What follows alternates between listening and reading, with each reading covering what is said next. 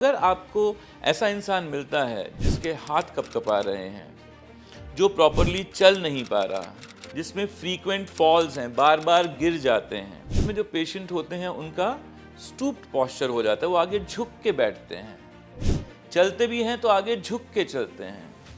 अगर उनको इस कुर्सी से उठ के चलना शुरू करना है तो इट विल टेक लॉन्ग। क्या क्या वो वार्निंग साइंस है जिससे पहचाना जा सकता है कि पेशेंट में पार्किंसंस की शुरुआत हो रही है? आपको मन का पढ़ते हैं लोग, वैसा जो मूवमेंट होता है, या कोई पैसे काउंट कर रहा है वैसे जो मूवमेंट होता है, so that kind of a tremor is Parkinson's tremor and it is a resting tremor. ये रेस्ट पे जब हाथ होता है, जब ऐसे बैठा है आदमी करता रहेगा, यूं रखा हुआ है हाथ करता रहेगा, but when he does some motion it disappears. It's a resting tremor and it disappears during sleep. Parkinsonism जो है वो 60 साल से ज़्यादा आयु के लोगों में दिखाई देता है, बट ऐसा नहीं है कि 60 साल से कम आयु के जो लोग हैं उनमें पार्किंसोनिज्म या पार्किंसंस डिजीज ये नहीं होता है, उनको भी ये हो सकता है। वर्ल्ड ओवर जो है लगभग 7.4 मिलियन पेशेंट्स जो हैं वो इस चीज़ से सफ़र कर रहे हैं। तो पार्किंसंस के पेशेंट होते हैं उनमें गट इश्यूज बहुत ज़्यादा देखने को मिलते हैं, कॉन्स्टिपेशन की दिक्कतें देखने को मिलती हैं। सो ऐसा क्यों होता है? पार्किंसोनिज्म के शुरुआत से पहले एक दो चीज़ें हैं जो कि आपको डायरेक्ट कर सकती हैं, बता सकती हैं, दर्शा सकती हैं कि इनको पार्किंसोनिज्म होने वाला है। One is protracted long standing constipation, बहुत लंबा समय का और काफ़ी ज़्यादा कॉन्स्टिपेशन होना, और कि जो फार्मर्स हैं, फैक्ट्रीज में काम करते हैं, उनमें पार्किंसंस के ज़्यादा चांसेस हैं। अगर उनका एक्सपोजर ज़्यादा है तो उनको ज़रूर चांसेस उनमें इसकी संभावना बिल्कुल बढ़ी है। खाने में भी ऐसी कोई चीज़ें हैं जो पार्किंसंस के पेशेंट्स को अवॉइड करनी होती हैं? कैफीन और coffee intake has been linked with prevention in Pakistan. Like those who consume coffee, they have lesser incidence of Parkinson's. जैसे बनाना हो गया, मटर हो गया, ऑरेंजेस हो गए, तो ये चीज़ें जो हैं कहीं ना कहीं हेल्पफुल हैं पार्किंसंस के पेशेंट्स के लिए। एक संतुलित आहार अगर कोई इंसान लेता है तो वो सबके लिए बेनिफिशियल है, पर जैसे मैंने आपको बताया, हाँ कोई स्पेशल फ्रूट या कोई सब्जी इसके लिए ज़्यादा बेनिफिशियल है, ऐसा कुछ नहीं। तो क्या पार्किंसंस को पूरी तरह से ट्रीट किया जा सकता है? इसको हम जड़ से नहीं उखाड़ सकते। क्या क्या एक्चुअल में ट्रीटमेंट ऑप्शंस अवेलेबल हैं? पहला ऑप्शन मेडिकल ट्रीटमेंट होता है, उनमें हम उनको दवाइयाँ देते हैं जिससे कि उनके हाथ का कांपना, ब्रैडिकाइनेसिया या स्लो चलना, धीरे चलना, रिजिडिटी या स्टिफनेस ये कंट्रोल होती है। उस समय तक दिन के जैसे 2-4 घंटे ठीक रहेगा, उसके बाद 4-5 घंटे डाउन रहेगा। आपको फ्रीक्वेंसी इंक्रीज करनी पड़ती है, अल्टीमेटली वो रिस्पॉन्ड ही नहीं करते हैं।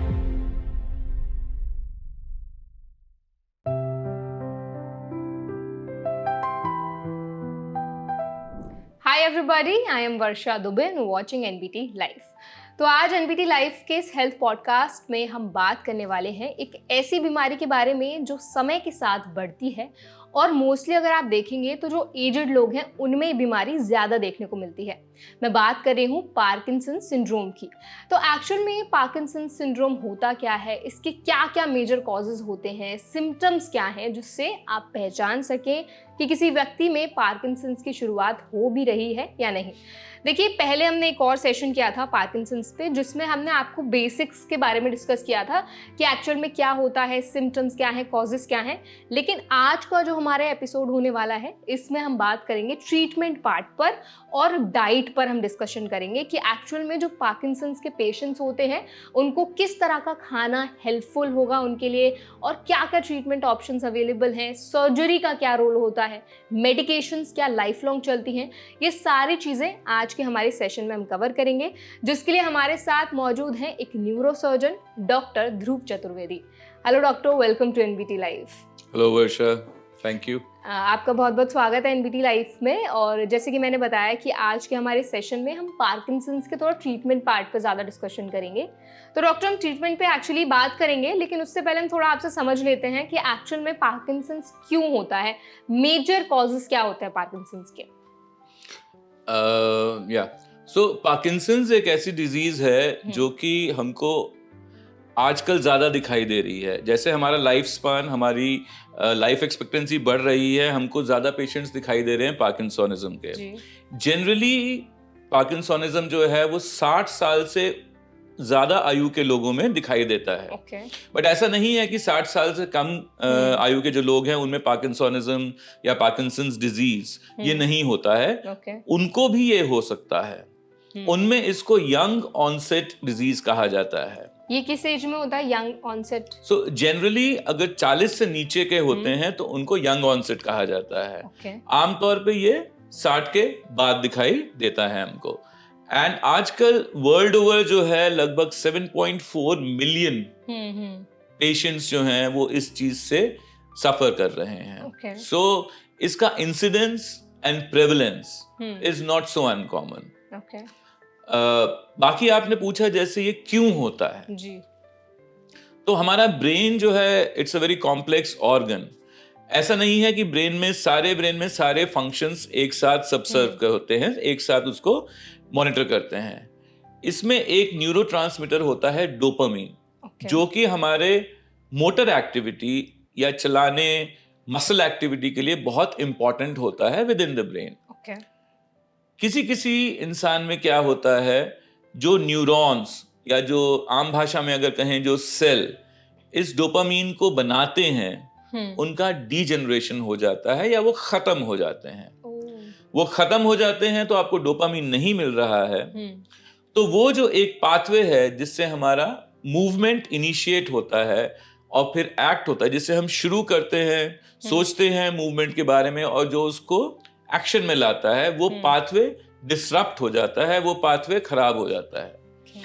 इसकी वजह से इंसान काफी चीजें जो है वो कर नहीं पाता है, जैसे डे टू डे लाइफ की जो नॉर्मल एक्टिविटीज होती हैं। हाँ, सो डे टू डे लाइफ की काफी नॉर्मल एक्टिविटीज करने में धीरे ये नहीं कर पाते हैं। And as you know it's a progressive disease. ये प्रोग्रेस करता है क्योंकि वो न्यूरॉन्स वो फिर से नहीं बन सकते। अच्छा, हाँ, so with the age this progresses. So basically in a nutshell this is what is parkinsonism और पार्किंसंस डिजीज बेसिकली। अगर हम संक्षेप में इसको कहना चाहें तो डोपामीन की कमी के कारण हमारे को ये देखने को मिलता है। ओके डॉक्टर, आपने बहुत अच्छे से आई थिंक एक्सप्लेन किया है कि पार्किंसंस क्यों होता है और किस एज ग्रुप में ज़्यादा देखने को मिलता है। हमने यंग ऑनसेट पार्किंसंस की भी बात की, तो अब हम थोड़ा ना इसके वार्निंग और जो अलार्मिंग साइंस है ना उस पर भी डिस्कशन कर लेते हैं। जैसे आपने बोला कि डे टू डे लाइफ की बहुत सी एक्टिविटीज़ हैं जो करने में मुश्किल आती है पेशेंट को, तो क्या क्या वो वार्निंग साइंस है जिससे पहचाना जा सकता है कि पेशेंट में पार्किंसंस की शुरुआत हो रही है? देखिए, जनरली इसका एक ट्रायड होता है जिसमें से अगर आपको 2 सिम्टम्स हैं तो you can label it as Parkinson's disease. Tremors जिसमें कि हाथ कंपकंपाते हैं,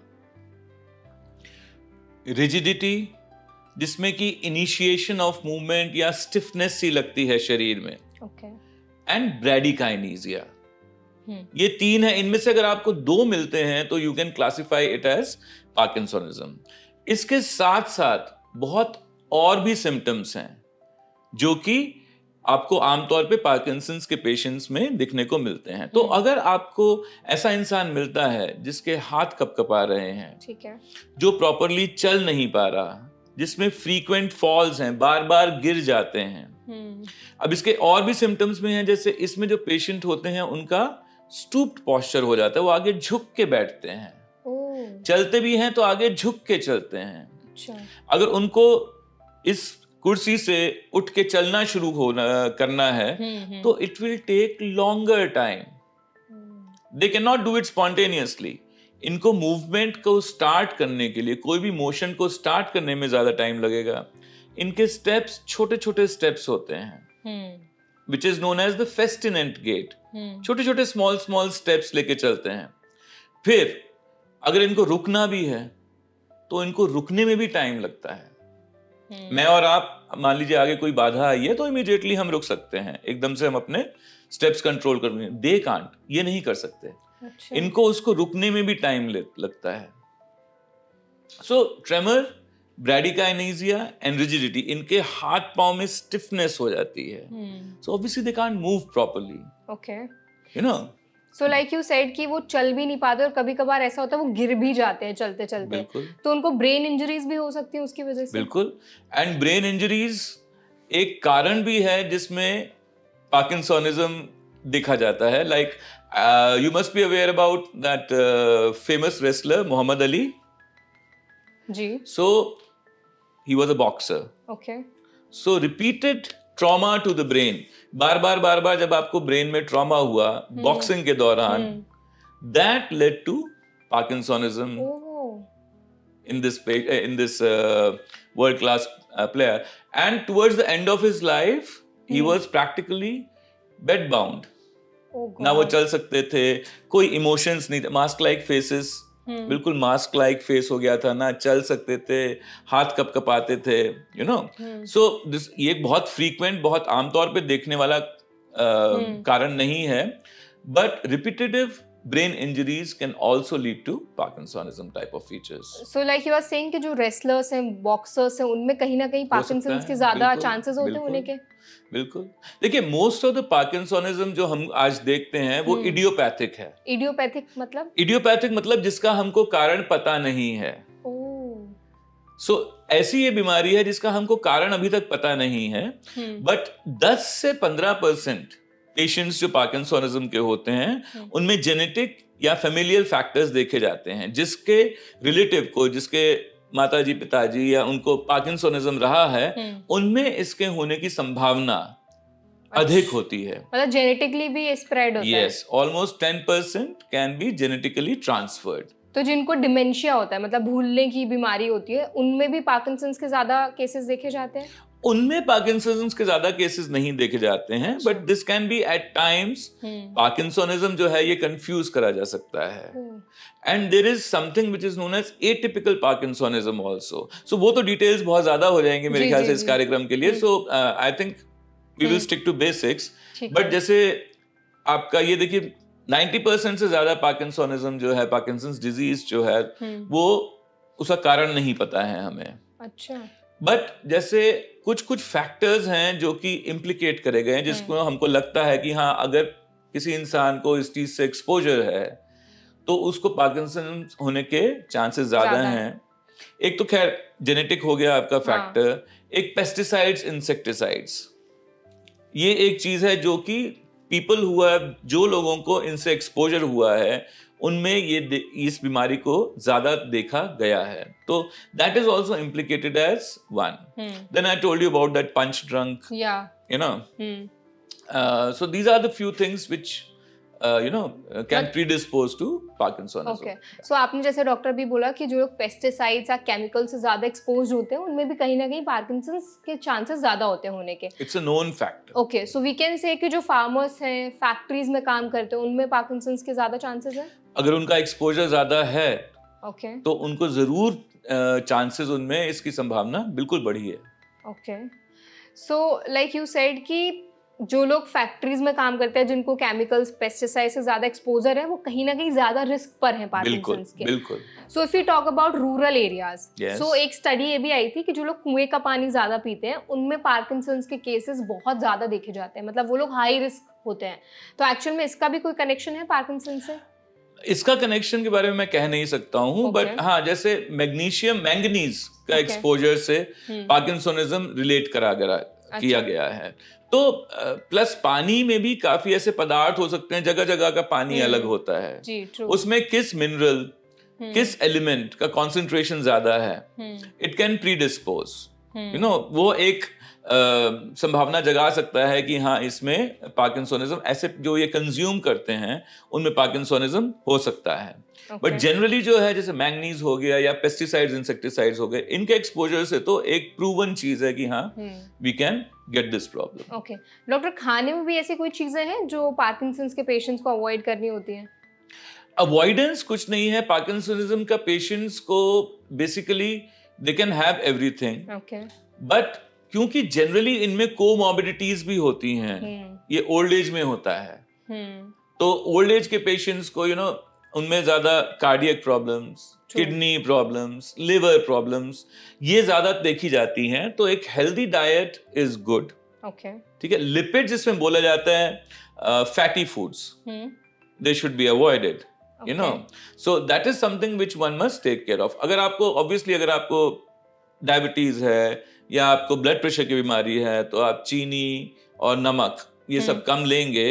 बाकी सारी चीजें इसके अकॉर्डिंग है। हाँ, 2-3 चीजों को इसमें बेनिफिशियल माना गया है। Okay. One surprisingly is smoking, अच्छा। Which I am not advocating. मैं ये नहीं बोल रहा कि आप स्मोक करिए, बट स्मोकर्स में पार्किंसोनिज्म कम देखा गया है।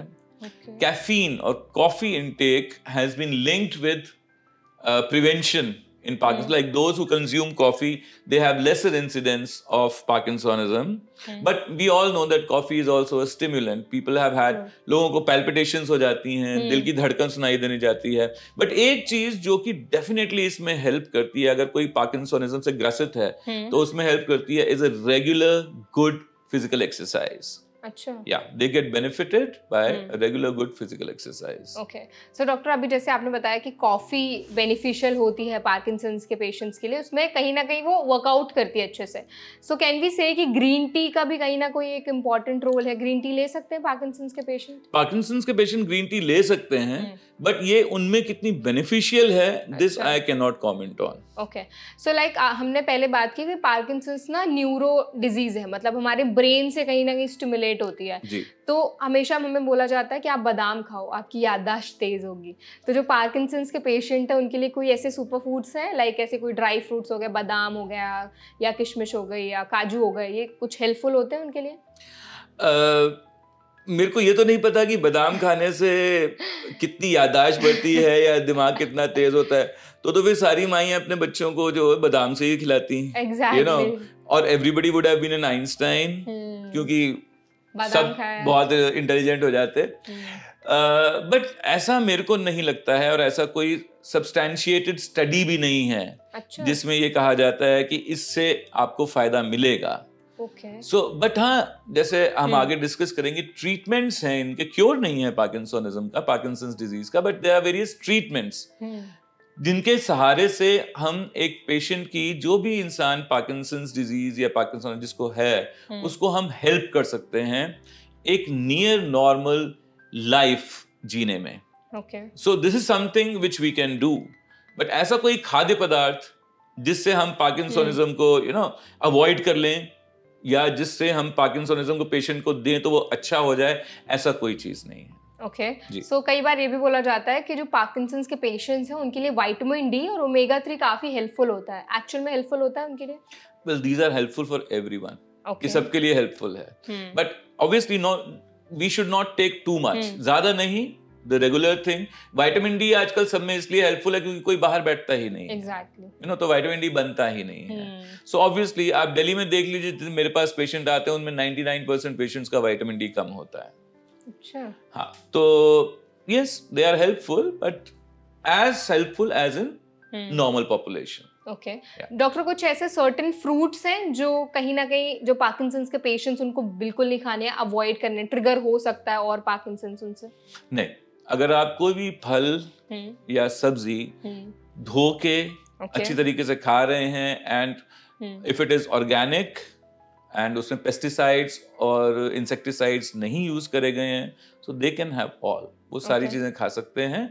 बट कोई ऐसा स्पेशल जिससे कोई साइंटिफिकली प्रूवन ऐसा फ्रूट, वेजिटेबल या कोई खाद्य पदार्थ नहीं है, except for as I mentioned coffee, you know, कि साइंटिफिकली प्रूवन ऐसा कोई नहीं है जो कि आपको पार्किंसंस का अगर कोई पेशेंट है तो उसमें आपको कोई बेनिफिट दे। ओके। ऑल्सो डॉक्टर, ये भी बहुत बोला जाता है कि जो पार्किंसंस के पेशेंट्स हैं उनको विटामिन वी, जो B1 होता है, वो रिच फ्रूट्स लेने चाहिए, जो खाने हैं वो लेने चाहिए, जैसे बनाना हो गया, मटर हो गया, ऑरेंजेस हो गए।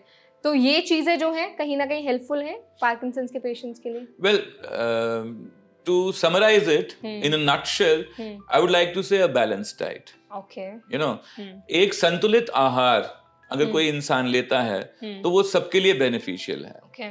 बट जैसे मैंने आपको बताया, हाँ, कोई स्पेशल फ्रूट या कोई सब्जी इसके लिए ज्यादा बेनिफिशियल है, ऐसा कुछ नहीं है। ओके। ऑल्सो डॉक्टर, ये एक बहुत आई थिंक प्रोमिनेंट एक कनेक्शन बताया जाता है कि जो पार्किंसंस के पेशेंट होते हैं उनमें गट इश्यूज बहुत ज़्यादा देखने को मिलते हैं, कॉन्स्टिपेशन की दिक्कतें देखने को मिलती हैं। सो ऐसा क्यों होता है, थोड़ा उस पर हम बात करते हैं और कैसे इस प्रॉब्लम को हम डील कर सकते हैं। तो बेसिकली जो है पार्किंसंस के पेशेंट्स ओल्ड एज में भी होते हैं जी। तो उनमें ऑब्वियसली काफी ओल्ड एज को हमने अदरवाइज भी देखा है कि गट इश्यूज होते हैं। और काफी पार्किंसंस के पेशेंट्स में ऑटोनॉमिक डिसफंक्शन भी होता है। ऑटोनॉमिक डिसफंक्शन लाइक उसमें आपकी आंतें जो हैं वो ढंग से काम नहीं करती। You can have a postural hypotension, आप लेट के उठ के बैठे, आपका बीपी डाउन हो गया, तो इसके कारण भी गट का प्रॉब्लम आ सकता है। दूसरा, किसी स्टडीज में इसको एक वार्निंग साइन भी कहा गया है। लाइक कहा गया है कि पार्किंसोनिज्म के शुरुआत से पहले एक दो चीजें हैं जो कि आपको डायरेक्ट कर सकती हैं, बता सकती हैं, दर्शा सकती हैं कि इनको पार्किंसोनिज्म होने वाला है। One is protracted long standing constipation, बहुत लंबा समय का और काफी ज्यादा कॉन्स्टिपेशन होना, और हाइपोऑस्मिया और एनॉस्मिया, आपको सुगंध नहीं आती, सो दे कैन स्मेल चली जाती है। तो these can be 4 signs of warning signs that a person is going to develop Parkinsonism later on. Okay. But obviously you can't, this is common, like constipation आजकल बहुत common problem है। हमारा जो eating habits हैं उनमें fast foods हैं, सब्जियां कम हैं, we have started changing ourselves to non-vegetarian foods, मांसाहारी खाना है जी। हमारे लिए इतना कंड्यूसिव नहीं है। सब्जियां कम हैं, आपका फाइबर कम है, तो उससे ऑब्वियसली काफी पेशेंट्स को, काफी लोगों को अपने आप ही एक कॉन्स्टिपेशन रहता है। कंजम्पशन ही हमारा ऐसा है कि जो डाइट है वो एक कॉन्स्टिपेशन की तरफ हमको, we are more likely to get constipated. So it's very common. You can't label कि हाँ भाई ये इसको कॉन्स्टिपेशन है तो इसको पार्किंसोनिज्म हो जाएगा। बिल्कुल। सो डॉक्टर, जो पार्किंसंस के पेशेंट्स हैं, अगर आपसे पूछा जाए कि उनके लिए कैसी डाइट सबसे आइडियल डाइट हो सकती है, कोई सूप्स हो गए या कुछ ऐसा खाना है जो उनको अपनी डाइट में शामिल करनी है, पर्टिकुलर कुछ ऐसी चीजें स्पेसिफिकली करनी है शामिल? ऐसी कोई स्पेसिफिक चीज नहीं है, but they can eat everything and a balanced diet, एक संतुलित आहार बेस्ट है उनके लिए। Okay. They should watch their weight. They should not gain too much of weight because movement problematic है, उनको हिलना डुलना प्रॉब्लम है, ट्रेमर आ रहा है, स्टिफनेस है या रिजिडिटी है, जकड़न है, तो जितना अगर बल्की होंगे तो उतना और दिक्कत होगी। एंड क्योंकि इसका इम्पैक्ट उस पेशेंट पे ही नहीं बाकी फैमिली पे भी पड़ता है, True that. सो इसलिए उनको हाँ एक balance normal diet, they try and B lean, they should try and B लीन, पतले रहें, फिट रहें, और जैसा मैंने आपको पहले ही बताया रेगुलर फिजिकल एक्टिविटी करते रहें। ये आपको पार्किंसोनिज्म से डील करने में बहुत हेल्प करेगा। डॉक्टर, पार्किंसंस जानलेवा भी होता है? जानलेवा तो नहीं होता, ये ऐसी बीमारी नहीं है जानलेवा, बट इसके साथ जो कंडीशंस होती हैं वो आपको उसकी तरफ ले जा सकती हैं। ओके, सो ये तो डॉक्टर हमने पार्किंसंस को थोड़ा समझा कि एक्चुअली में होता क्या है, कॉजेस क्या है, मेजर क्या सिम्टम्स हैं, डाइट का कितना इंपॉर्टेंट रोल है।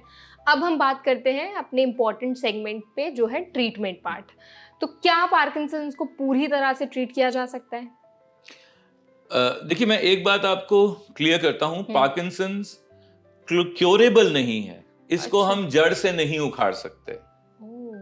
इसमें ब्रेन में डोपामीन जो कि एक न्यूरोट्रांसमीटर है, उसका सिंथेसिस या उसका बनना कम हो जाता है और धीरे धीरे प्रैक्टिकली बंद हो जाता है। उसकी वजह से ये होता है। तो उन न्यूरॉन्स को या उन सेल्स को जो कि डोपामीन बना रहे हैं और जो कि फिर रिसेप्टर्स पे एक्ट करेगा, उसको हम रीजेनरेट नहीं कर सकते। अच्छा, उनको हम फिर से नहीं उगा सकते या बना सकते अपने ब्रेन में। तो इसको हम जड़ से नहीं उखाड़ सकते। बट हाँ, कुछ ऐसी दवाइयां भी हैं और कुछ ऐसे सर्जिकल प्रोसीड्योर्स भी हैं जिनके कारण हम या जिनके द्वारा हम पार्किंसंस के पेशेंट्स को हेल्प कर सकते हैं।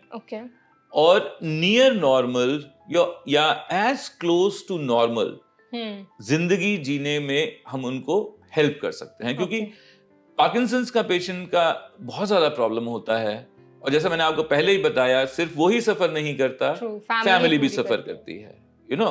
सो ये एक बड़ी भारी प्रॉब्लम है, और काफी प्रॉब्लम ये भी है कि पार्किंसंस जैसे अर्ली स्टेजेस में बहुत बारी मिस भी हो जाता है, एंड जो पर्सन है वो सफर करता रहता है, और मिस होने की वजह से एक प्रॉपर ट्रीटमेंट प्रॉपर समय पे नहीं भी मिलता है, तो वो एगनी जो है, जो उसकी प्रॉब्लम है, वो प्रोलॉन्ग भी हो जाती है। सो डॉक्टर, ऐसा भी होता है ना कई बार कि क्योंकि पार्किंसंस की प्रॉब्लम आफ्टर 60 ज़्यादा देखने को मिलती है, कई बार लोग ये भी सोचते हैं कि ट्रीटमेंट की ज़रूरत क्या है, अभी तो ये तो एज की प्रॉब्लम है, ये तो कभी ठीक होने वाली नहीं है। तो आप भी कभी ऐसे केसेस से एनकाउंटर करते हो? बिल्कुल, and this is very common. It's good that you ask this. ये अच्छी बात है कि आपने ये पूछा है। पहला सिम्टम जनरली क्या होता है? हाथ कपकपाना, ट्रेमर्स, यू नो। अच्छा, ट्रेमर्स एक हाथ में भी हो सकता है, दोनों हाथों में भी हो सकता है, ठीक है। एसिमेट्रिकल और सिमेट्रिकल दोनों ये से हो सकता है। अच्छा, काफी ओल्ड एज पेशेंट्स में आप देखते हैं कि ताकत कम हो जाती है, मसल मास कम होता है, शक्ति कम हो जाती है। This can happen to anyone. So this is overlooked. लोगों का ध्यान ही नहीं जाता एग्जैक्टली कि ये ट्रेमर है, जो कि बीमारी है। पार्किंसोनिज्म का ट्रेमर या हाथ हिलना का एक बड़ा अगर बात जो ध्यान में रखनी है वो ये है कि ये एक पिल रोलिंग ट्रेमर होता है। अच्छा, इसमें ऐसा होता है जैसे आपको मन का पढ़ते हैं लोग, वैसा जो मूवमेंट होता है, या कोई पैसे काउंट कर रहा है वैसा जो मूवमेंट होता है। So that kind of a tremor is Parkinson's tremor, and it is a resting tremor. ये रेस्ट पे जब हाथ होता है, जब ऐसे बैठा है आदमी, करता रहेगा, यूं रखा हुआ है हाथ, करता रहेगा, but when he does some motion it disappears. It's a resting tremor and it disappears during sleep. Okay, so generally जो होता है ट्रेमर इनिशियल साइन होता है, शुरुआत का साइन होता है। अगर हम देखें कि किसी आदमी के हाथ कपकपा रहे हैं और हम इसको अच्छी तरीके से गौर करें कि हाँ ये कैसा है, तो हम कुछ हद तक ये कह सकेंगे कि हाँ एक अर्ली हम उसको डिटेक्शन में हेल्प कर सकता है, ठीक है। दूसरी बात हो गई, जैसे मैंने आपको बताया, रिजिडिटी, उठ के खड़ा होना, उसमें दिक्कत है, चलना उसमें दिक्कत है, स्टूप्ड पोस्चर हो जाएगा। ये धीरे धीरे आती हैं सब चीजें एज जैसे डिजीज प्रोग्रेस करता है। जल्दी जल्दी जल्दी जल्दी चलेगा, छोटे छोटे स्टेप्स से चलेगा। अच्छा, मतलब छोटे स्टेप्स, नॉट जल्दी जल्दी, स्टेप का एम्पलीट्यूड कम हो जाता है, ठीक है। इतना लंबा जो स्टेप लेता था वो आज इतना लंबा स्टेप ले रहा है, ठीक है। टर्न करेगा तो फॉल हो जाएगा। टर्न करने में जहां पर आप एक दो स्टेप्स लेते हैं, पार्किंसोनिज्म का पेशेंट 4 स्टेप्स लेगा, ठीक है। तो ये कुछ चीजें हैं, अगर जैसे कोई ओल्ड एज में है और उनको हम ये चीजें ऑब्जर्व करें, तो हम कह सकते हैं कि हाँ इनको पार्किंसनिज्म हो सकता है। सो आम नागरिक को या जो भी ओल्ड एज पेशेंट्स के साथ लोगों के साथ रह रहे हैं, ये जो सिम्टम्स होते हैं जैसे हाथ कंपकपाना, धीरे चलना, इनको इग्नोर ना करें। मैं ये भी नहीं बोल रहा कि एकदम से डॉक्टर के पास लेकर आ जाइए, तो थोड़ा सा आपको इसके बारे में अगर जानकारी हो, अगर आपको लगता है कि ऐसी कुछ चीजें हैं, तो अगर आप डॉक्टर के पास लेके जा सकते हैं, तो हो सकता है हम उनको हेल्प आउट कर सकें। क्योंकि इसके ट्रीटमेंट में जितना जल्दी आप पकड़ें, उतना ही आप जो कहते हैं कि दुविधा कम है, और आप ट्रीटमेंट जब आप हेल्प कर सकते हैं तो क्यों ना हेल्प करें। सो डॉक्टर, अभी जैसे आपने पूरा एक्सप्लेन किया कि जो पार्किंसंस के पेशेंट्स होते हैं उनको डे टू डे लाइफ में क्या क्या प्रॉब्लम्स फेस करनी पड़ती हैं, और आपने ये भी बताया कि क्योरेबल नहीं है बिल्कुल भी ये डिजीज़। तो अब मैं थोड़ा आपसे ना ट्रीटमेंट के बारे में बात करूंगी कि क्या क्या एक्चुअल में ट्रीटमेंट ऑप्शंस अवेलेबल हैं। क्या सर्जरी के लिए पेशेंट को पहले अप्रोच किया जाता है, या मेडिसिन से ही कहीं ना कहीं सिचुएशन को एक हद तक कंट्रोल किया जा सकता है? हाँ, तो जैसा मैंने आपको पहले भी आपको बताया है कि हम इसको जड़ से नहीं उखाड़ सकते जी। हम इसका प्रोग्रेशन भी धीमा नहीं कर सकते। जो हम कर सकते हैं इसमें वो होता है सिम्प्टोमेटिक ट्रीटमेंट। पेशेंट को क्या प्रॉब्लम है उसको कम करने की आप एक दवाई दे सकते हैं, ठीक है। ट्रीटमेंट इसमें दोनों होता है, मेडिकल ट्रीटमेंट भी होता है और सर्जिकल ट्रीटमेंट भी होता है। आपको ये डिसाइड करना है कि इस इंडिविजुअल पेशेंट के लिए बेहतर क्या है। जनरली हमारे पास जो फ्रेश पेशेंट आते हैं पार्किंसोनिज्म के, पहला ऑप्शन मेडिकल ट्रीटमेंट होता है। ओके। उनमें हम उनको दवाइयां देते हैं जिससे कि उनके हाथ का कांपना, ब्रैडिकाइनेसिया या स्लो चलना, धीरे चलना, रिजिडिटी या स्टिफनेस, ये कंट्रोल होती है। अच्छा, शुरू में इनका बहुत अच्छा इफेक्ट आता है, ओके। यू नो, जिसको हम हनीमून पीरियड कहते हैं कि हाँ, पेशेंट बोलेगा आपसे कि हाँ, हम तो बिल्कुल बहुत अच्छे डॉक्टर हैं, बहुत अच्छी दवाई है, एटसेट्रा। एकदम से हमारे सिम्टम्स जो हैं, वो प्रॉब्लम्स जो हैं, वो ठीक होने लगी।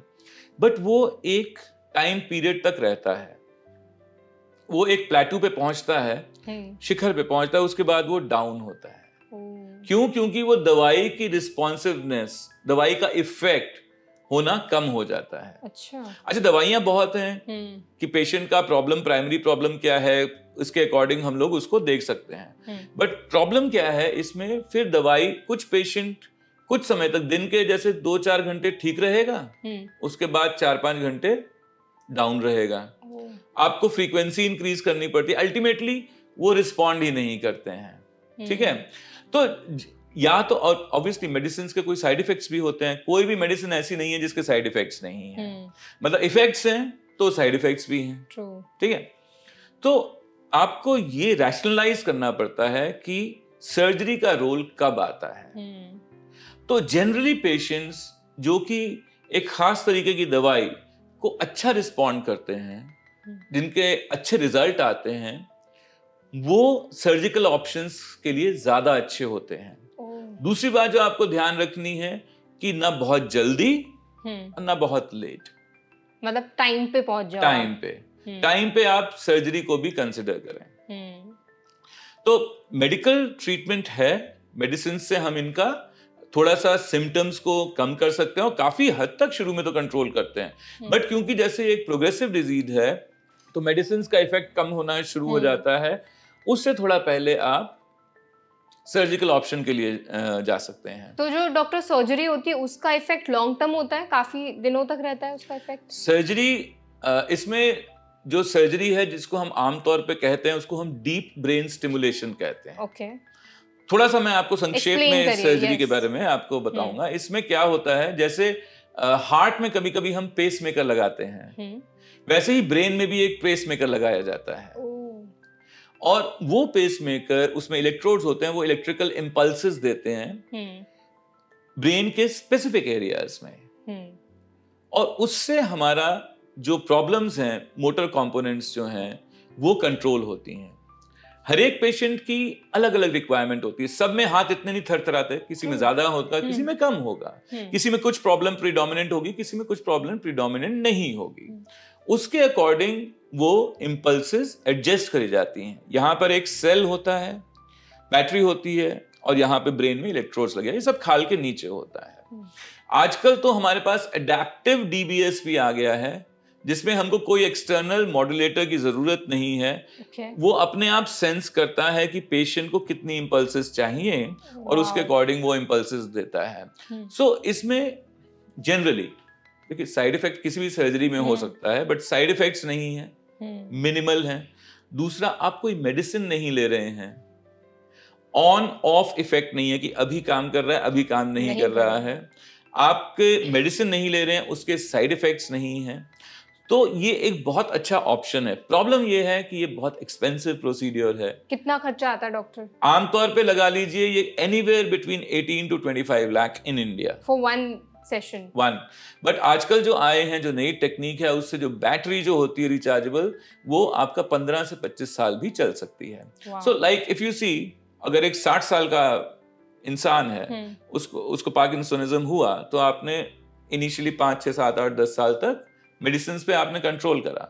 So even if somewhere around 68, अगर आपको डीबीएस का ऑप्शन देते हैं और बैटरी अगर वो चलती है 15-20 साल, I think it's worth it. Wow. So this is something, and secondly this process is reversible. अच्छा, कैसे? ये completely reversible है, आप बैटरी स्विच ऑफ कर दीजिए। वाओ। अगर impulses नहीं जा रही तो रिवर्सिबल, कोई परमानेंट डैमेज ब्रेन में इसमें नहीं होता।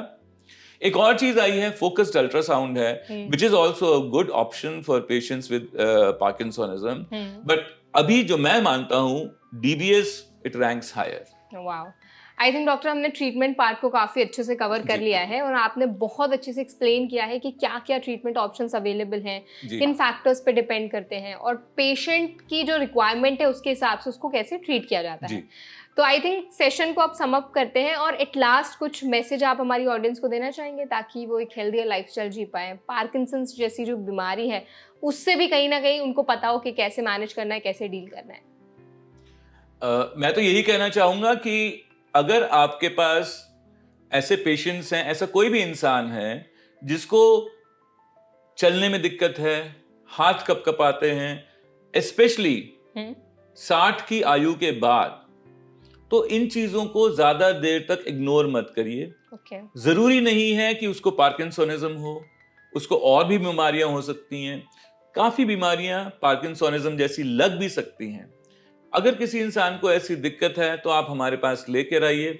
मेडिसिन या सर्जरी, पहले मेडिसिन फिर सर्जरी से हम काफी हद तक उस पेशेंट को या उस इंसान को एक अच्छा, एक बेहतर नियर नॉर्मल लाइफ दे सकते हैं, क्योंकि इसका इम्पैक्ट सिर्फ उस पेशेंट पे ही नहीं, पूरी फैमिली पे पड़ता है, सोसाइटी पे पड़ता है। सो elderly people who are already in their 60s, they deserve special care, and I think they should get it also. बिल्कुल। So this is Thank what I you. would like to say. Thank you so much doctor Dhruv, आज आपने हमें और हमारी audience को Parkinson's पे इतनी detailed information the and I am sure जो भी टिप्स आज आपने उनके साथ शेयर किए हैं उनको कहीं ना कहीं ज़रूर हेल्प करेंगे। ट्रीटमेंट पार्ट आई थिंक बहुत इंपॉर्टेंट होता है किसी भी पेशेंट के लिए, क्योंकि सबसे पहला सवाल ही यही होता है कि ट्रीटमेंट क्या लेना है। वो भी पार्ट आपने बहुत अच्छे से एक्सप्लेन किया है और अपना कीमती वक्त हमें देने के लिए आपका बहुत बहुत धन्यवाद। Thanks to you too, and आप pleasure thank you. Sir. It's all my pleasure. Yeah. I hope आज का सेशन आपको हेल्पफुल लगा होगा। अगर सेशन आपको पसंद आया हो तो वीडियो को लाइक करें। कोई सवाल आप हमसे पूछना चाहते हैं कमेंट सेक्शन में ज़रूर बताएं और ऐसे और भी हेल्थ पॉडकास्ट देखने के लिए हमारा चैनल NBT लाइफ को सब्सक्राइब करना ना भूलें।